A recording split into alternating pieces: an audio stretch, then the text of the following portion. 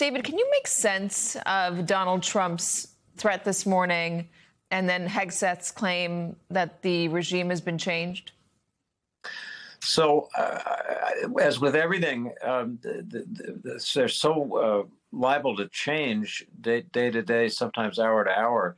It's hard to make sense. I think the clearest thing to me is that Donald Trump wants this war to end soon. He doesn't want to fight a long war.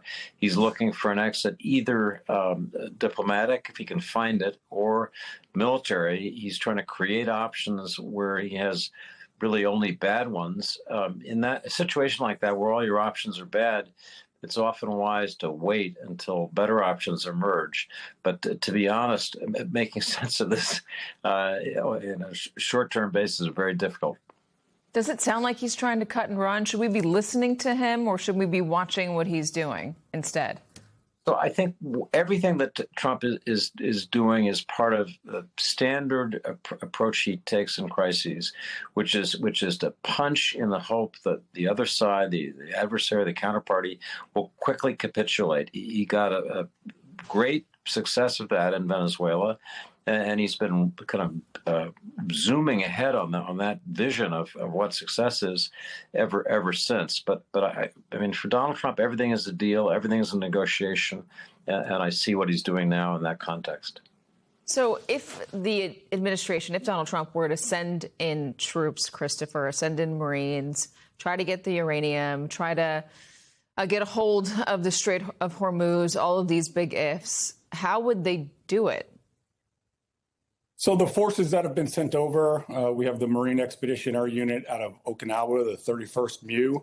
That's in the vicinity of the Persian Gulf right now, but it's sitting in the Gulf of Oman. It has not transited the Strait of Hormuz, which is going to be perilous for the force. Now, it has escort ships from the U.S. Navy, but, clearly we don't have the resources needed to make safe passage there. So that's going to be challenging. And while the Marine Expeditionary Unit has what's called over-the-horizon capabilities, not to that distance, not if it's looking to take Kharg Island. Certainly if it's looking to seize the both sides of the strait, it could do that. But, listen, we're talking about everybody's building up the numbers here. It's a battalion landing team of 1,200 Marines. It's a Marine infantry battalion and attachments. Everything that it needs is organic to it, but that's for a short-term seizure and stay. It's not for a protracted presence there, and we'll need reinforcements.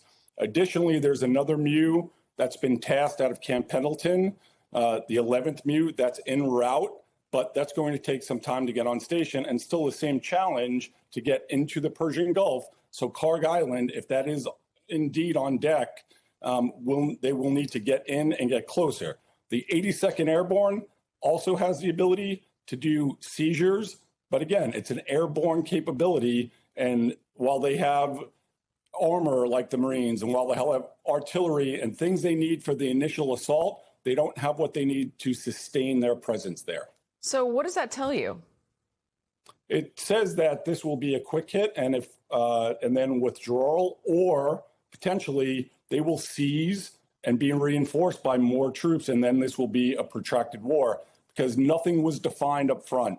As a Marine, what you expect from your commander is clear guidance, articulation of what the mission is, and also the commander's intent. They will tell you what the overarching scheme is, so if they're no longer with you, you'll be able to operate on your own. None of that seems to have been delivered to anybody at any level in the U.S. military. David, can I go back to the other threat that Donald Trump made, the one up top, which is that this is not his problem. The Strait is not my problem. It's the allies' problem. We don't even need oil from the Strait. We have it here. If you want your oil, go and get it. I broke it. You fix it. How are our allies reacting to that? Well, they're furious. That they feel that they didn't start this war off, and in many cases that they didn't support it, and now they're being left holding the bag. That said, the pain of the closure of the Strait of Hormuz is going to be felt by all of our allies, by China, by Japan, and simply in their own self-interest, they need to get moving to try to facilitate some solution. If they don't, the future is going to be increasingly bleak for them economically. At some point, anger at Donald Trump for having helped create the situation needs to give way to something more pragmatic, and I would expect that'll happen soon. All right, let's talk about the domestic upheaval, the reaction here at home from Americans. I want to play a little bit of a few interviews that were gathered by our colleague Alex Tabbitt down in Florida. If we can bite the bullet for now, I mean, we're not all getting blown up in our backyard. So, praise God for that. As the commander in chief, you got to take it into your own hands, regardless. Like we say in Spanish, somebody with cojones, you know what I'm saying, with some balls to get in there and be daddy. If you could pick one word to describe the state of the economy right now, what would that one word be? All f***ed up. All f***ed up. I'm paying $2,600 a month for my rent. And I mean, and that ain't no bills included. Why do you think your opinion doesn't matter to him? I mean, you're from Florida. It's his home state. You're a voter. Why don't you think your opinion doesn't matter to him? Because I'm not rich. So you got a mixed bag there, Mark. The first guy, Rafael, is a Venezuelan. He was really happy with Donald Trump taking Maduro out in Venezuela. How does Washington deal with that mixed bag? Well, I mean, Washington, in responding to domestic realities and the politics of this, I mean, has to be paying attention to the fact that this war is not going over well, both within the Trump base and certainly with independent voters and the people that really sustained and really sort of underscored Donald Trump's reelection last year or 2 years ago.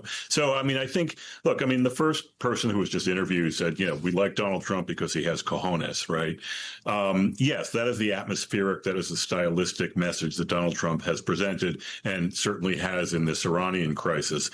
But ultimately, I mean, the downstream effects of this, whether it's diplomatically in the Strait of Hormuz or in the day-to-day of gas prices when people are, spending $70 to fill up their car, is going to have a drip, drip, drip that is not going away anytime soon, which is frankly devastating to Trump politically if he cares, but certainly a lot of Republicans politically, and most of them do care if they're trying to get reelected in November. So we're going to talk about this in the next hour, but I wonder, does Donald Trump care? Does he, or has he already written off the midterm elections?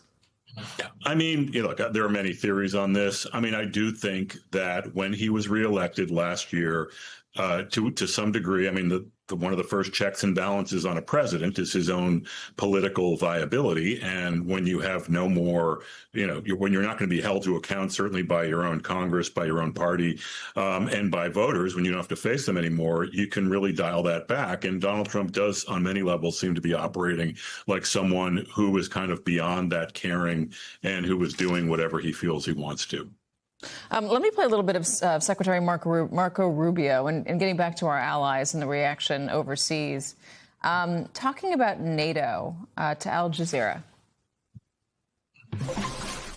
Do you believe the EU and NATO countries betrayed the U.S. at this crucial moment? I think it was very disappointing. You have this, and again, look, the president and our country will have to re-examine all of this after this operation is over. If NATO is just about us defending Europe if they're attacked, but them denying us basing rights when we need them, that's not a very good arrangement. That's a hard one to stay engaged in and say this is good for the United States. So all of them's going to have to be re-examined. So NATO defensive alliance, is this Marco Rubio saying that we don't need a defensive alliance if it doesn't include an offensive alliance along with it? If we want to go somewhere and do something, we need to have the buy-in from our allies, regardless of how they feel about it? David? So the threat to NATO by the Trump administration, even if you take into account their disappointment and frustration that they're not getting support, is one of the most dangerous aspects of this crisis. Attacking Iran can be justified, even if this hasn't turned out the way people hoped. Attacking NATO, which really is a cornerstone of security for the United States, Europe, our key allies, cannot be defended. And if NATO ends up being a casualty, I think that will be a central failure of this administration that will be remembered by historians for many decades. So I think people just have to come to their senses. They have to see where their security interests lie. That applies to Europe, but it certainly applies to the Trump administration. So I wonder about that, Mark. There are Republicans in Congress who care about NATO. Where are they? You would think. I mean, look, they're really kind of bottled up with any number of concerns. I mean, they first of all, they're struggling to defend or even talk about this war in a way that's coherent, that sort of gets beyond the day-to-day, political challenges that it creates. Obviously, I think it gets to the same old, and it's become kind of a cliche at this point. But the truth serum thing. I mean, give a bunch of Republicans in the House or in the Senate a truth serum, and 2/3 of them will say something completely different than what they say in public. And traditionally, and not that long ago, NATO and American alliances in Europe was just sort of a standard part of American foreign policy. And now, because Trump has been wobbly pretty much from the start on this, you have sort of a party-wide faltering by the people who run Washington and who run our government right now. So look, I mean, it's not that complicated after a while, but ultimately you would think at some point the people are going to stand up for what they think they believe in.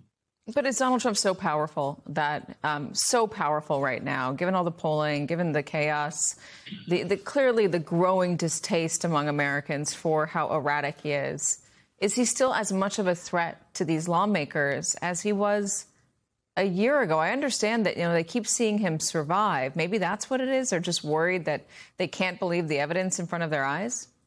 Maybe. I mean, look, I'm way beyond thinking that, this is where the dam breaks. This is where the break comes. I mean, yes, there's going to be a few here and there. There's going to be a Thomas Massey here and, Mitch McConnell, whoever else there.